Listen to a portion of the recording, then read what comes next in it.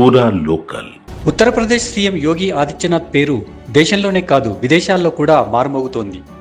ముఖ్యంగా కుంభమేళా తర్వాత యోగి అంతర్జాతీయంగా కూడా పాపులర్ లీడర్ అయ్యారు. ఇక పొరుగు దేశాల్లో అయితే ఆయన పేరు ఏదో ఒక విధంగా వార్తల్లోకి వస్తుంది.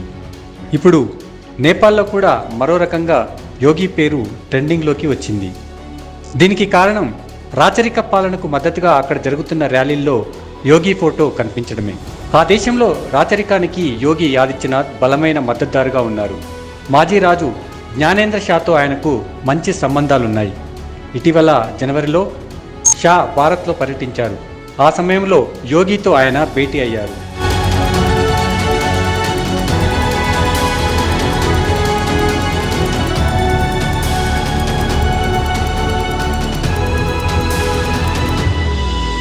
నేపాల్లో రాచరికానికి మద్దతిచ్చే రాష్ట్రీయ ప్రజాతంత్ర పార్టీ ఈ ర్యాలీ నిర్వహించింది.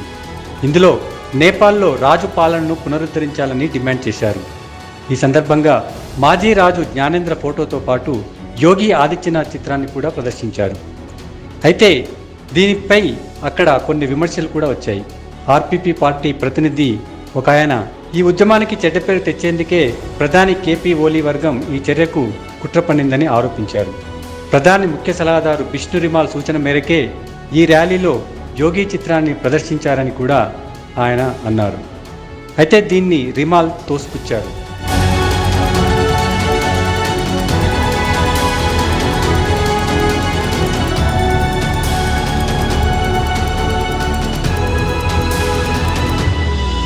ఇటీవల కాలంగా కాఠ్మండు, పోఖారా వంటి ప్రాంతాల్లో రాచరికాన్ని పునరుద్ధరించాలని ర్యాలీలు భారీ ఎత్తున జరిగాయి.